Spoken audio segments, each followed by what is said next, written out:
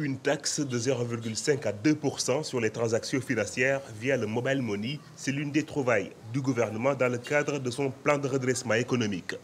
La taxe, qui n'est pas encore officiellement entrée en vigueur, est sur toutes les lèvres.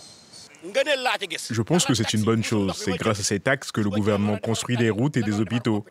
J'ai surtout confiance aux autorités au pouvoir. Elles sont dignes de confiance.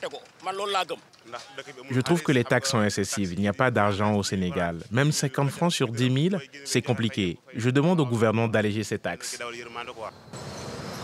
Des dizaines de milliards de francs CFA de transactions annuelles, plus de 65 000 points de transfert à travers le pays et un service utilisé par l'écrasante majorité des Sénégalais. Le mobile money est qualifié par certains experts de banque du peuple. Si cette taxe pourrait rapporter jusqu'à 220 milliards de francs CFA annuels aux caisses de l'État, les acteurs craignent une baisse des flux.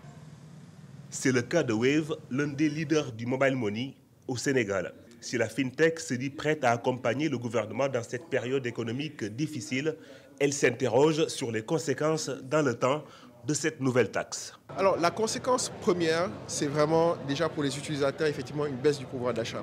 Cette baisse du pouvoir d'achat pourrait avoir un impact vers un retour au cash.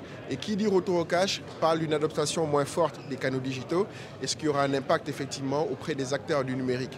Les acteurs du numérique qui pourraient s'attendre à une baisse des volumes. Dans les éléments de benchmark dont nous disposons, on parle de baisse pouvant aller de 50 à 60% même dans certains pays. Le gouvernement vise également certaines transactions en espèces. Dans les supermarchés, un droit de timbre de 1% sur tous les achats est applicable depuis la mi-octobre.